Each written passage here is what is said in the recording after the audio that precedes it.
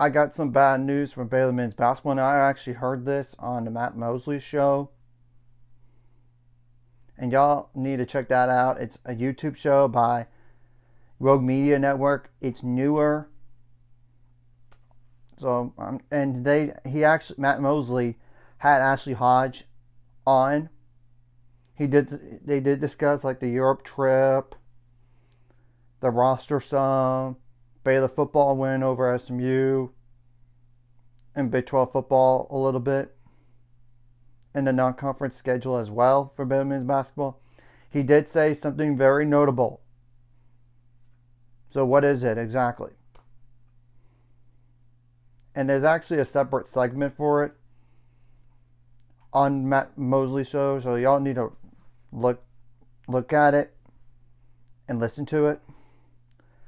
Maikcol Perez, the freshman from Bassano del Grappa, Italy,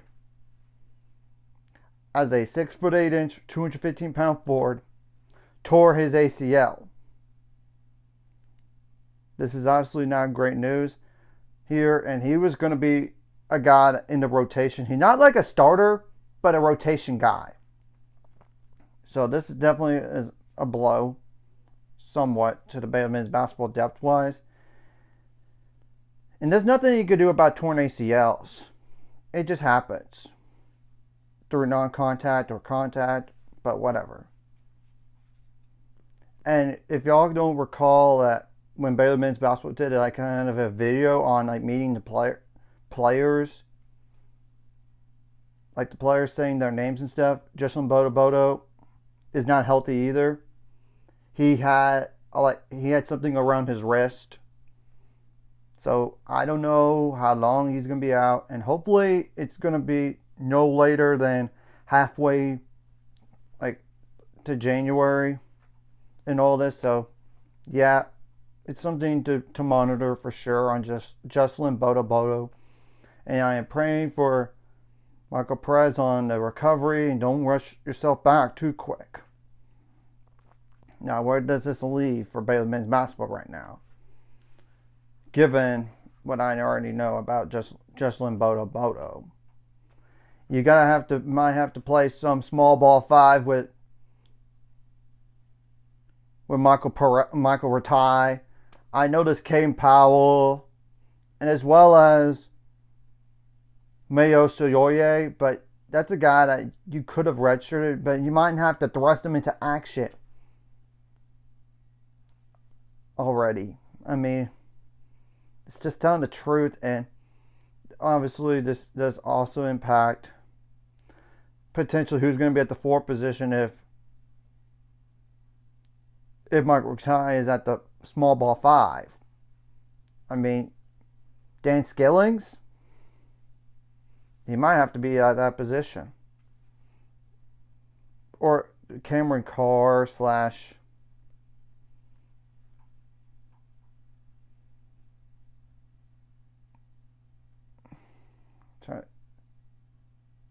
Otunda Yusufu. I'm only saying that because what if they want to do like a 4-guard lineup and then add in like somebody that could play at the center position. Hopefully Jesslyn Bodo gets healthy, and that would really help the team a lot. So in the meantime, the depth is kind of limited a little bit. They could add somebody. I don't know how, because the roster is 15, but I don't know.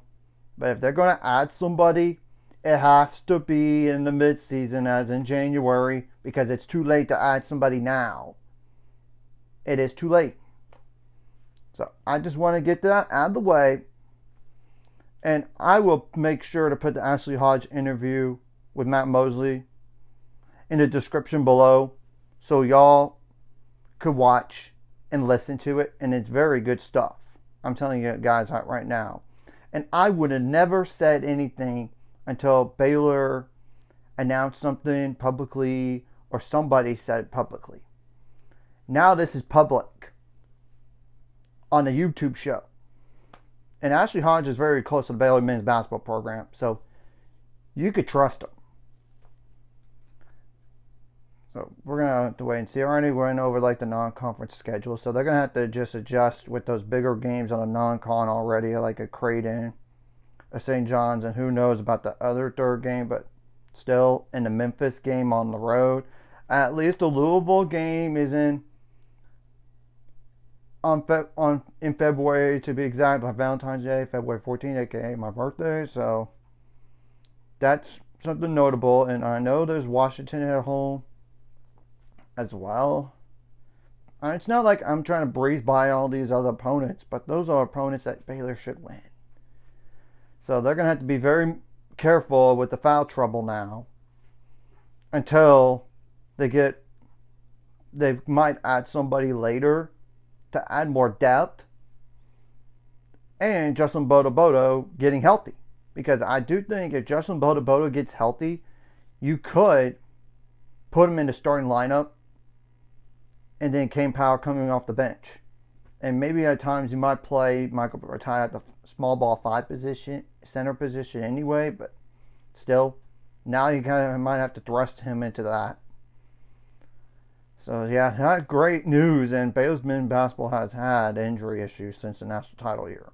Look at the history of it. But some of those are like freaky injuries. If there was something you could do about those freaky injuries, I mean, there's nothing you could do about an eye injury during the game. You can't do anything about that. And you can't do anything about torn ACLs, but some other like stuff you could control, like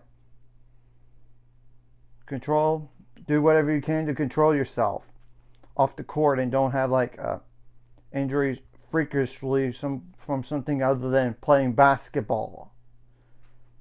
That might have to be put into contracts going forward. I hate to say that, but that might be the best way to keep the team healthier.